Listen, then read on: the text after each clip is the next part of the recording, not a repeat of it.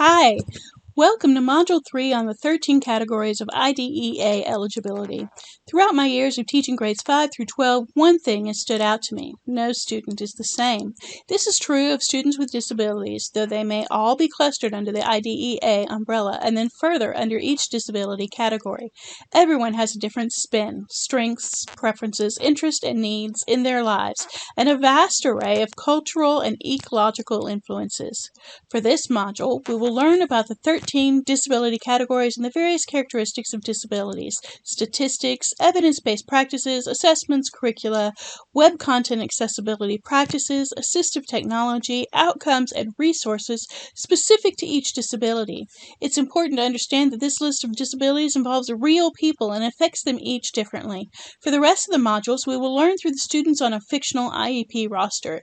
You will be responsible for learning about each of these students as we go through the year. By the end of this unit, you'll be able to answer why is it important to individualize transition assessments and resulting transition programs for each student.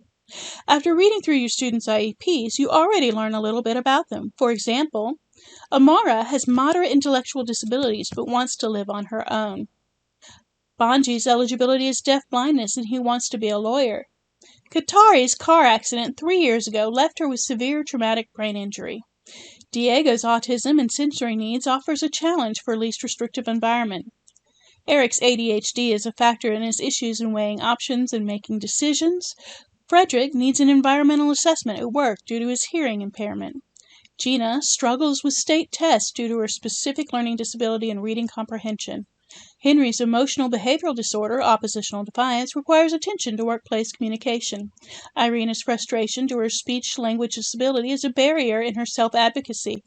Joseph's orthopedic impairment requires attention to transportation and living options. Kiana's blindness may be a barrier in her goal to be an art teacher. Liam's specific learning disability and math calculations and math problem solving require attention in the areas of financial planning, and Mara's multiple disabilities requires detailed attention to many areas. Are you ready to learn more? Click Next to get started.